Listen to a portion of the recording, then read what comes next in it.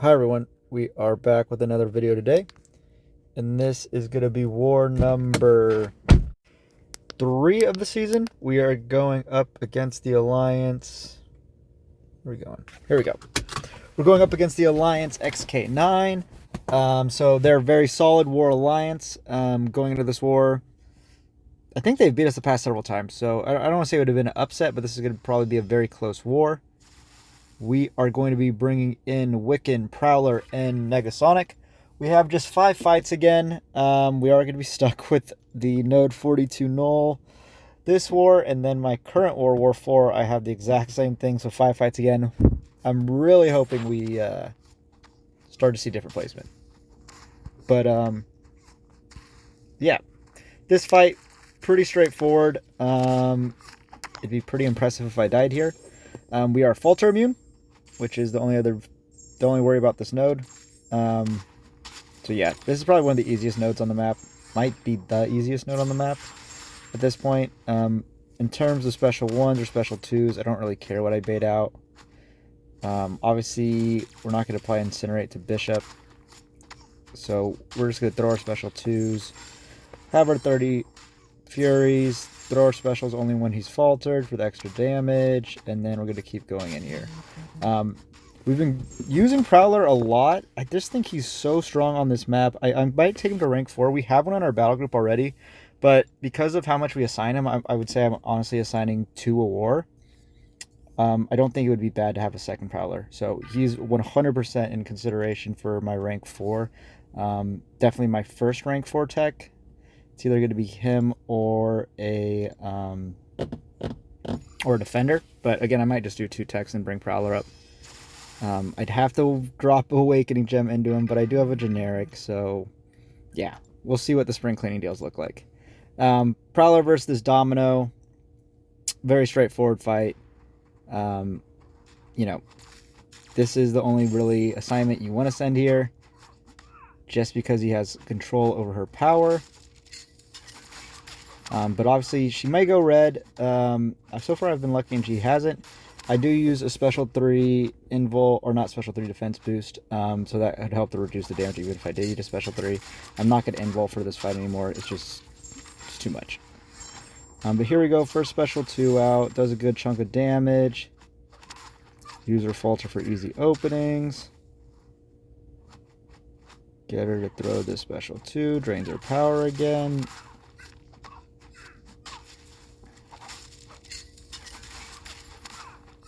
Here again, falter into the special 2. I could be throwing the heavy to get the incinerates up, but with the power gain and stuff, it's just kind of annoying. You know, what's going to save me 20 seconds on the fight? I don't think it really matters. But the fight's going down really smooth. The inequity obviously also slows this fight down if the defender's running inequity, which I'm pretty sure this person is.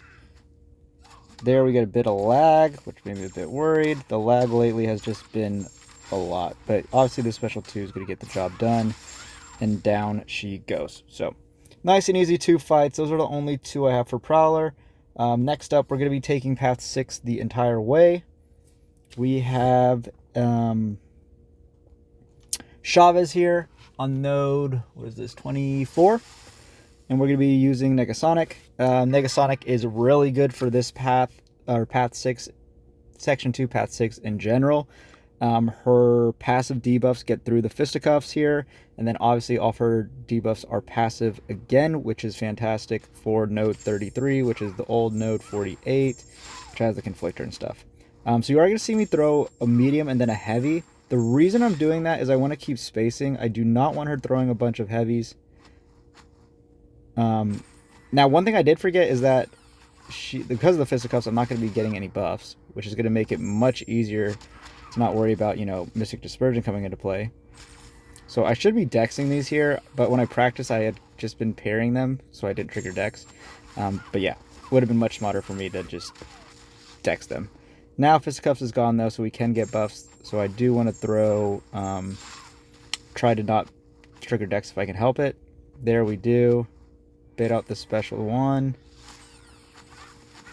We're going to throw our special 1. We got 26 incinerates, and down she goes. So, nice and easy fight. Really can only go sideways if, you know, Chavez does Chavez things, and that's the main reason I was throwing heavies, to try and keep spacing, and so she would be more aggressive and more likely to throw her special ones. Next up, we got Kraven here. Again, like I stated, Negasonic's really good here, as she does not trigger Conflictor at all. Her stun duration also is not reduced by Kraven. I did test that a bit. I just wanted to see if it would get shorter and shorter. It does not seem to be the case. I'm not sure if that's by design or a bug. I'd have to read through Kraven's kit. He's obviously not the most placed defender in the world. Ideally, I want to parry light, medium. Here, we want to push him to special 2s only. I don't want to deal with a special one, as it's hard to punish it, and then he would be unblockable, which would be super annoying. The special 2 is very easy to dex and punish to keep ourselves unblockable. But now we're rolling. You know, we got the incinerates cooking. We got 25 of them already. I am shortening my combo because I do not want to deal with, again, the special 1. Repair here, special 1, and that is the fight. So, nice and easy war for Negasonic. She did fantastic. I hadn't used her. I actually don't know if I've used her in war before. If I have, I've only done it like once or twice. So, it was nice to use her.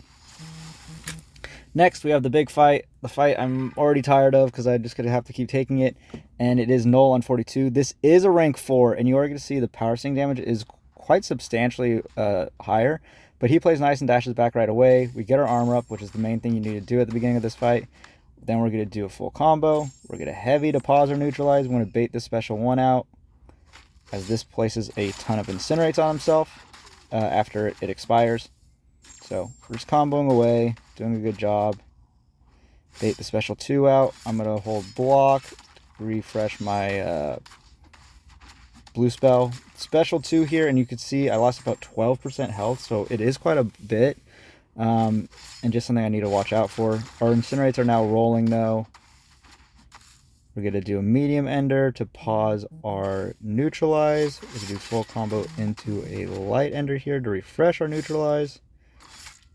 Block this, and down he goes. So a little bit of chip damage again, mainly from the power sting and the specials, but again, went really smooth. That fight, again, if Knull does play aggressive, it can be very scary. So far, I've had pretty nice AI, so hopefully that continues if I'm stuck taking that fight. But that does end the war, like I said, just the 5 fights today. Hopefully we get more wars with more fights. 5 isn't terrible, but I would like to try and take a little bit more and a little different or unique or more challenging fights, but this is just how the maps worked out, and I have the only rank 3 Wiccan. In terms of results from this war, we did end up winning. I think the score ended up being 12-9, and one of their deaths did not count, so it was 11-9. They did have us beat on time, so if we did tie, we would have lost. But yeah, it was a really good win. I would say any war where we end in single digits, I'm going to consider a good war from us. So 9, 8 death clears are all good in my book for what our targets are as an alliance. But yeah, that is going to do it for this video though. Thank you for watching.